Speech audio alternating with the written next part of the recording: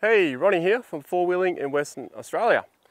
In this video, I'm going to cover some tips with UHF and CB radios, mainly antenna placement, where is best to mount your radios inside the cab, and how to run two radios at the same time. So stay tuned. Before we get started, there is a video link in the description below and also here, clickable on the screen. This video gives you 10 tips on general use with your UHF and CB radio.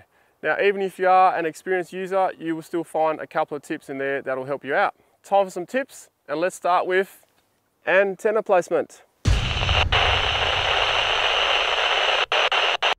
Here in Australia, most of us four-wheel drive enthusiasts have a bull bar or even just a nudge bar, and we find that most of us will have them on the bull bar. It's quite convenient. The power source is right there, and there are these attachments on your bull bar to put the antenna. So therefore, most people will put it there, or most communication shops, most four-wheel drive shops. But is it the best spot? No, by far not the best spot. The best place to put your antenna is up as high as possible, and I emphasised that in the previous video where I had a handheld radio. I showed you how to increase your signal, and that's by lifting it up in the air. So the same principle goes for your 5-watt UHF radio in your vehicle. My main and dominant antenna is on top of the roof. It is only a 3 dB, and I'm getting 20 to 25 kilometers on a good day, depending on the conditions of course, out of that antenna, which beats my 6 dB antenna I used to have on the bull bar.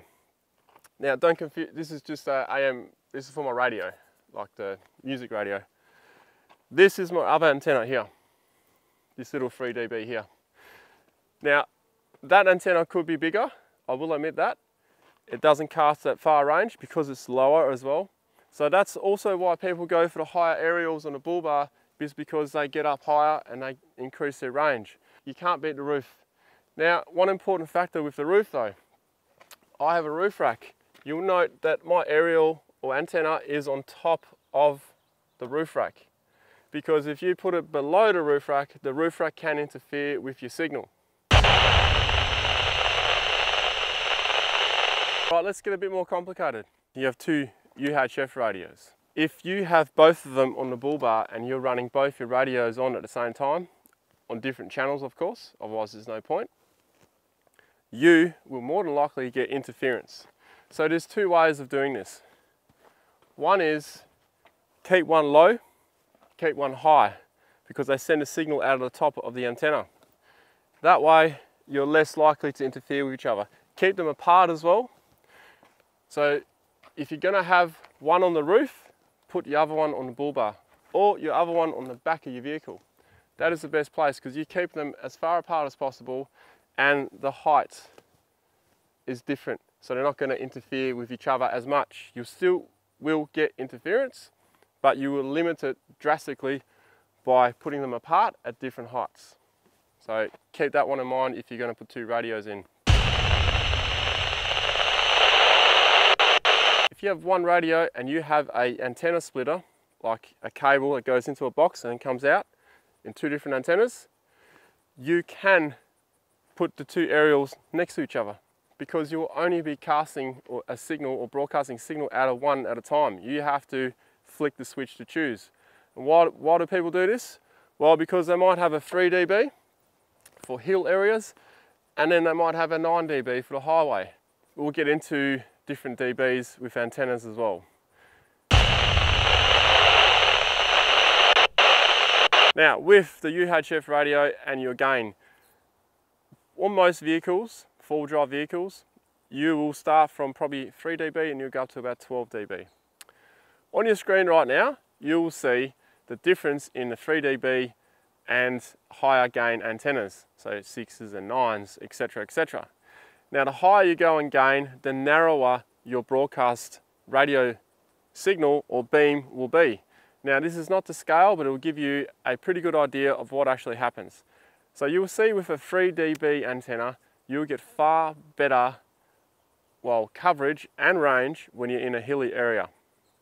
as opposed to a 6 or a 9. Because as you can see, if you change the level of your vehicle, you'll basically be sort of broadcasting a beam up into the sky, as you can see. As opposed to a 3 dB, it's more like a ball-like signal, and a 4 dB is roughly the same as well. You're going to get far better communications in hilly areas. This is also a main reason why some people have 2 radios and they have them on different dB gain antennas. Or they even have a switchboard so they can switch between a 3 dB or a 12 dB for the highway.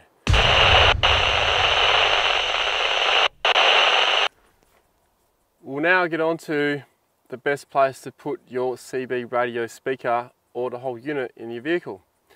Now there's 2 ways you can do this. Most units have a speaker on them and other units will come with a speaker. And most units have the option of applying a speaker to it or connecting another speaker to it, which means you can put your unit anywhere and then mount the speaker anywhere. And the best place to mount your speaker is right in front of you but up high. I find that a lot of people on our tag-along trips or a couple other mates that have CB radios, when they have them down by their feet, they find it hard to hear. It sounds a bit muffled. So up high is the best place to do it. Now, when it comes to 2 radios, if you have 2 radios, this can be a problem, because if you have both up front, you're going to get confused as to which one is coming out of. So this is where putting one behind you and one in front of you is the best option. If you put one high and one low, you're still not really going to tell. Like Brian in the Jeep, he has one up high and one low. Sometimes he can't tell which one is coming out of and can, be quite confusing at times. So I strongly suggest, if you do go 2 radios, stick one up higher, stick one behind you low. Then you can tell where it's coming from. Another good tip, if you do get 2 radios, go your main one, like maybe like a more expensive, like a good brand one, and then your second one can just be a cheapy one. It's just a backup, it's just for your second radio purposes. That way they also sound different. When people talk through them, they don't sound the same, because all speaker qualities and brands are different. They sound different. Now if you don't have 2 vehicle mounted 5-watt radios, you can always get a handheld radio. So now you've got 2 radios already, okay? And the beauty about this is your antenna's here, or your aerial's here. On your vehicle aerial somewhere else, and you are encased in the vehicle. So you're not going to cast your signal as far as the other, the antennas on the outside of your vehicle, but you're still going to get pretty decent range in a convoy. So there's another way to run 2 radios with your handheld. Now if you are scanning with one radio and you have your other radio on your main channel, you will run into a problem eventually.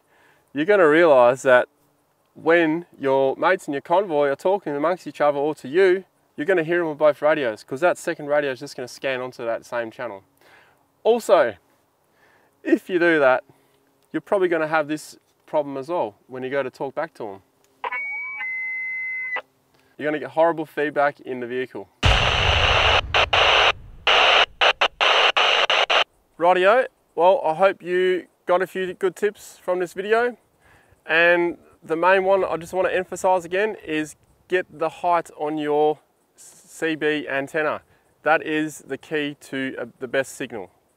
Okay, so if you're at the full drive shop or radio shop, just ask them to put it on the roof. They're not going to like it because it's more work, but that is the best place to put it. So you can subscribe right here, and there is a video down here with other radio tips. Thanks for watching. Take care out in the tracks and trails. Over and out.